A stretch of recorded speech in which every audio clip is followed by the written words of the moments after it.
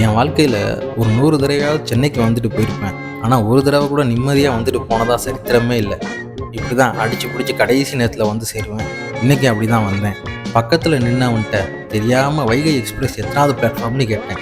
அவன் என்ன நினச்சான்னு தெரியல, 8வது பிளாட்ஃபார்ம்னு சொல்லிட்டு போயிட்டான். நானும் ஸ்டெப்ஸில் ஏறி ஓடி ஈடி போய் இறங்கி பார்த்தா அங்கே ட்ரைனிங் காணும், ஒரு ஈக்காக்காவையும் காணும். ஐயோ ட்ரெயின் போயிடுச்சு போலையேன்னு நினச்சி பதறி நிற்கும்போது பக்கத்தில் இருக்கிறவன் இன்னொருத்தன் சொன்னான், அண்ணே வைகை எக்ஸ்பிரஸ் 4வது பிளாட்ஃபார்மில் தானே இருக்குது, டைம் ஆகிடுச்சு, சீக்கிரம் போங்கண்ணா.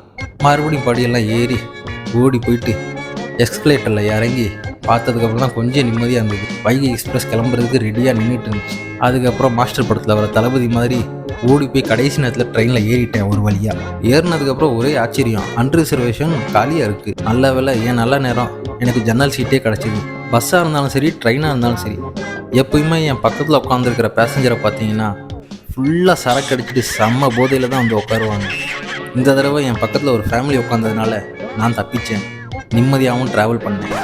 ஆரம்பத்தில் போட்டு வைகை எக்ஸ்பிரஸ் உருட்டுன்னு உருட்டினாலும் திருச்சிக்கு ஆன் டைமில் கொண்டு போய் இறக்கி விட்டாங்க.